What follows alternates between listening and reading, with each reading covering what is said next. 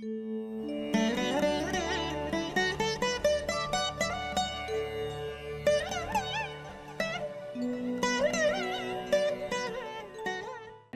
இனிய நல்வாழ்த்துக்கள். எல்லோரும் நன்றாக இருப்பீர்கள். இப்போது 2024 இறுதி மாதமான டிசம்பர் மாதம் 12 ராசிக்காரர்களுக்கு எப்படிப்பட்ட தன்மைகளை தரும், மேஷம் முதல் மீனம் ராசி வரையிலான ஒரு 12 ராசிக்காரர்களுக்கும் நல்ல பலன்களை எப்படி இருக்கும் அப்படிங்கிறத பார்த்துடலாம்.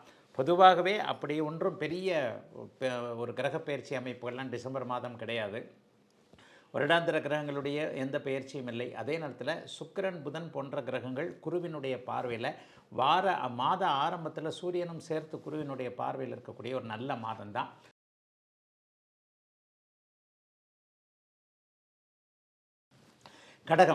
கடகராசிக்காரர்களுக்கு இப்போது அஷ்டமச்சனியின் அமைப்பினால் கடுமையான பாதிப்புகள் இருக்கின்றதை ஒவ்வொரு மாதமும் எடுத்து சொல்லிக்கிட்டே இருக்கிறேன். இந்த மாதம் பரவாயில்லைங்க, ஏன்னா ராசி சுபத்துவத்தை அடைகுது. 7ஆம் இடத்துல சுக்கிரன் இருந்து கிட்டத்தட்ட கடைசி வாரம் வரைக்கும் 25-27ஆம் தேதிக்கு மேலே தான் சுக்கிரன் மாறுகிறார். ஆக மாதத்தின் ஆரம்பத்திலேயே ஒரு 20-25 நாட்களுக்கு சுக்கிரன் ராசியை பார்ப்பது என்பது தன்னம்பிக்கையை கொடுக்கக்கூடிய ஒரு அமைப்பு. ரோஜயோகாதிபதி நீச்சமாகத்தான் இருக்கிறார், ராசியில் நீச்சமாக இருக்கிறார். கொஞ்சம் கோபம் வரக்கூடிய மாதமாக அந்த மாதம் டிசம்பர் மாதம் அமையும். எதுக்கெடுத்தாலும் பட்டுன்னு கோபம் வரும். அதுவும் இந்த ஜூன் மாதம் வரைக்கும் நீடிக்கும். இயலாமை என்பது தான் ஒரு பக்கம் கோபமாக வரும். ஆக என்ன ஒரு நிலைமை, ஒரு 2 வருஷமாகவே பூச நட்சத்திரம், ஆயில்ய நட்சத்திரம், புனர்பூச நட்சத்திரம் யாருமே நல்லா இல்லையே. ஆயில்ய நட்சத்திரம் 2024ஆம் ஆண்டு கடுமையான பாதிப்புகளை அடைந்திருக்கிறீர்கள் அப்படின்னு தான் அடிக்கடி சொல்கிறேன். அட்டமத்து சனியின் பாதிப்புகளினால் கடுமையான ஒரு அமைப்புகளில் இருக்கக்கூடிய அத்தனை கடகராசிக்காரர்களுக்கும் கொஞ்சம் மனசு நிம்மதி ரிலீஸ் ஆகக்கூடிய தன்மைகள் இப்போது உண்டுங்க.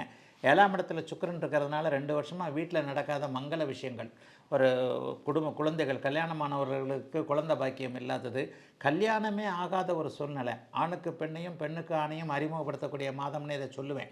அடுத்த வருஷம் ஏப்ரல் மாதத்துக்கு பிறகு கல்யாணம் போன்ற அமைப்புகள், மங்கள காரியங்கள், பெண்களுக்கான சுப விஷயங்கள் எல்லாமே கடகராசிக்காரர்களுடைய குடும்பத்தில் நடக்கணுங்க. அதற்கு அச்சாரம் போடுகின்ற ஒரு நல்ல மாதமாக இந்த மாதத்தை நிச்சயமாக சொல்ல முடியும். எல்லாமே அப்படியே படிப்படியாக நடக்கும்.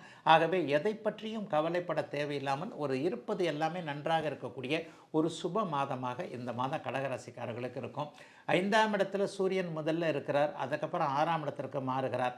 தனாதிபதி 6ஆம் இடத்திற்கு மாறுவது மிகப்பெரிய யோகம். என்ன, 15ஆம் தேதிக்கு பிறகு முதல் 15 நாட்களுக்கு பண விஷயங்களில் அப்படியே கொஞ்சம் ஒரு மாதிரி ஏற்ற இறக்கமாக தான் இருக்கும். வரும் அல்லது வரும் ஆனால் வராது அப்படின்னு சொல்லுவாங்க இல்லையா.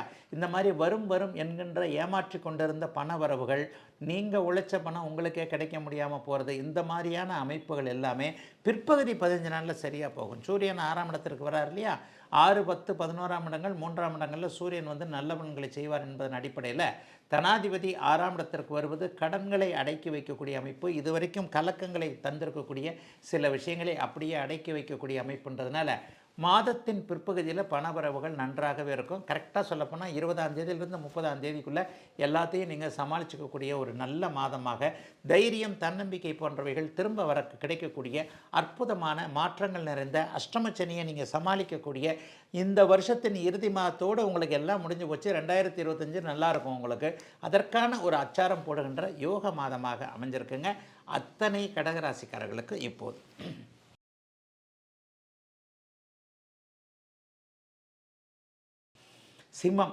சிம்மராசிக்காரர்களுக்கு பார்த்திங்கன்னா ஒரு நிலையில் 6, 10ஆம் இடங்கள் கூடுதல் சுபத்துவத்தோடு இருக்கின்றன. புதிய கடன்கள் ஏற்படக்கூடிய மாதமாக இந்த மாதம் இருக்கும்.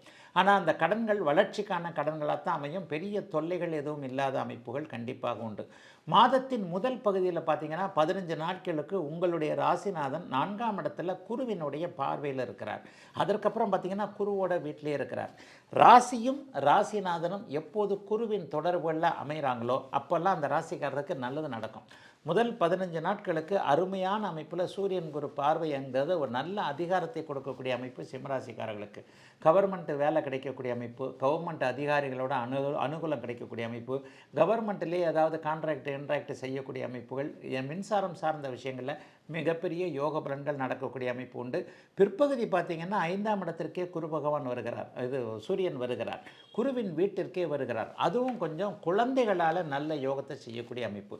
இதுவரைக்கும் படிக்காத குழந்தைகள் நல்லா படிக்கக்கூடிய அமைப்பு, குழந்தைகளுக்கு ஏதாவது நம்ம செய்யணும் அப்படின்னு சொன்னால் அதை செஞ்சு காட்டக்கூடிய அமைப்பு, குழந்தைகளுக்கு கல்வி கட்டணம் எடுக்கிறது, ஹாஸ்டல் ஃபீஸ் கட்டுறது, வெளிநாட்டுக்கு குழந்தைகளை அனுப்புறது, குழந்தைகளுக்கு எதுனா இப்போ திருமணத்திற்கான ஏற்பாடுகளை பண்ணுறது, திருமணம் பண்ணுவதற்கான அமைப்புகள் எல்லாம் செட் ஆகிறது போன்ற குழந்தைகளை பற்றிய கவலைகள் விலகக்கூடிய நல்ல மாதமாக இந்த மாதம் அமைங்க.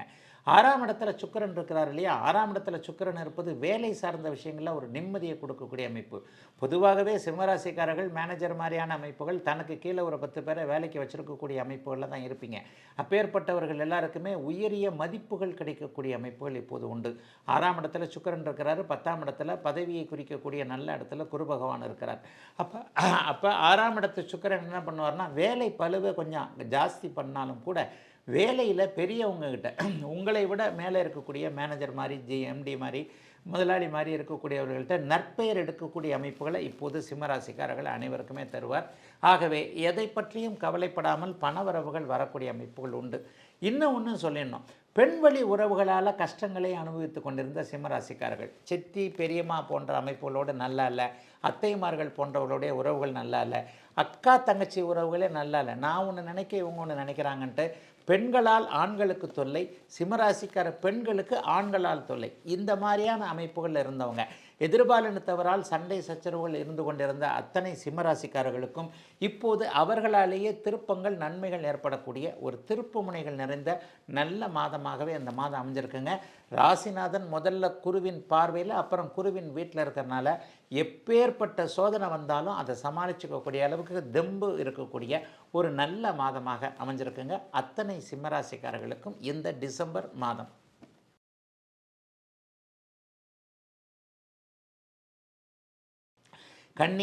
கன்னிராசிக்காரர்களுக்கு சொல்லவே தேவையில்லை. மாதம் முழுவதும் ராசிக்கும் குருபார்வை, ராசிநாதனுக்கும் குருபார்வை.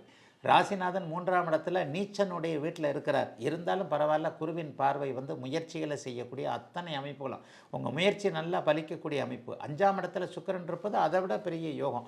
பெண் குழந்தைகளுக்கு நல்லது நடக்கலை, பெண் குழந்தைகளுக்கு வேலை கிடைக்கல, பெண் குழந்தைகளுக்கு திருமணம் பண்ண முடியல, சகோதரிகளால் கொஞ்சம் பிரச்சனையாக இருக்குது, தங்கச்சிக்கு கல்யாணம் பண்ணி கொடுத்தேன், அக்காவுக்கு கல்யாணம் பண்ணி கொடுத்தேன், அவங்களுடைய வாழ்க்கை நல்லா இல்லை, இந்த மாதிரியான பெண் குழந்தைகள், பெண்கள் சம்பந்தப்பட்ட கவலைகள் இருக்கக்கூடிய கன்னிராசிக்காரர்களுக்கு இந்த மாதத்திலே அது தீர்ந்துடும்.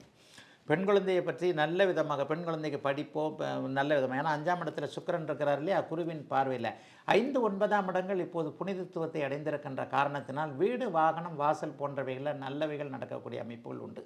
வீடு கட்ட முடியும், வாகனம் வாங்க முடியும், நினைச்சதை சாதிக்கக்கூடிய அமைப்புகள் இப்போது கண்டிப்பாக எல்லா நிலைமைகள்லையும் அப்படியே கன்னிராசிக்காரர்களுக்கு அமைந்திருக்கக்கூடிய ஒரு யோக மாதமாகவே இந்த மாதம் அமைஞ்சிருக்கு.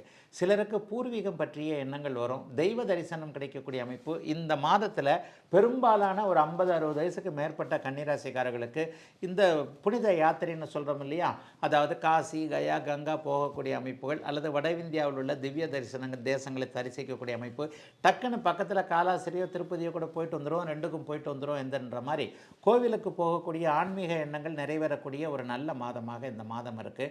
நேர்த்தி கடன்களை நிறைவேற்ற முடியும். குலதெய்வ தரிசனம் இப்போது கிடைக்கக்கூடிய தன்மைகள் அப்படியே கன்னிராசிக்காரர்களுக்கு உண்டு.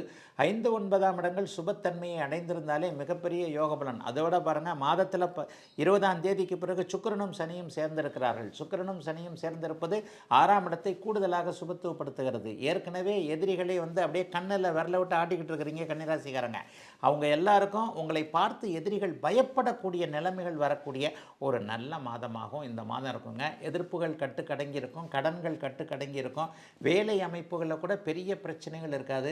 ஸ்ட்ரெஸ் இருக்கக்கூடியவர்கள், ஷிஃப்ட்னால ஸ்ட்ரெஸ் இருக்கக்கூடியவர்கள், வேலை ரொம்பங்க 20 மணி நேரம் வேலை செய்கிறேன், 18 மணி நேரம் வேலை செய்கிறேன் அப்படின்னு இருக்கிறவங்களுக்கெல்லாம் இந்த மாதத்திலேருந்தே நீங்கள் நினச்ச மாதிரியே ஷிஃப்ட் மாற்றம், நீங்கள் நினச்ச மாதிரியே செக்ஷன் மாற்றம் போன்றவைகள் கிடைக்கும்.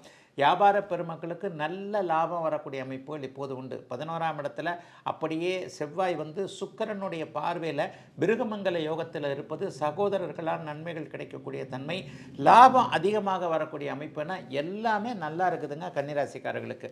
பெரும்பாலான கன்னிராசிக்காரர்களுக்கு யோகம் மட்டுமே செயல்படக்கூடிய நல்ல மாதமாக இந்த மாதம் அமையும். ஏன்னு சொன்னால் 11ஆம் இடத்துல பிருகமங்கல யோகத்தில் செவ்வாய் மங்களகரமாக அருமையாக இருக்கிறார்.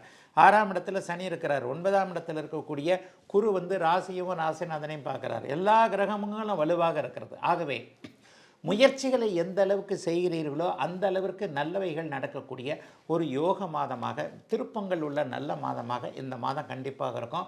கன்னிராசிக்காரங்க இவ்வளோ தூரம் ஒவ்வொரு மாதமும் நல்ல பலனை தான் சொல்கிறேன், உள்ளதைத்தான் சொல்ல முடியும். கிரகங்கள் நல்லா இருக்குன்னா நல்லா இருக்குன்னு தான் சொல்ல முடியும். இவ்வளவு நடந்தும் கன்னிராசிக்கு சோதனை நடக்குதுன்னா 6-8 தசாபக்தி அமைப்புகள் உங்களுக்கு நடந்து கொண்டிருக்கும் பிறந்த ஜாதகத்தில். ஆகவே பெரும்பாலான கன்னிராசிக்காரர்களுக்கு புகழ் கிடைக்கும், சமூக ஊடகங்களில் பெரிய நன்மைகள் கிடைக்கும், இது கிடைக்கும், ஷேர் மார்க்கெட்டில் நல்லவைகள் நடக்கும். எல்லா விதத்திலையும் காசு பணத்தை கட்டி காக்க வேண்டிய அமைப்புகள் உருவாகக்கூடிய, எல்லாம் நிறைவாக இருக்கக்கூடிய நல்ல ஒரு மாதமாக அமைஞ்சிருக்குங்க டிசம்பர் மாதம். கன்னிராசிக்காரர்கள் எல்லாருக்குமே வயதிற்கு ஏற்றாற் போல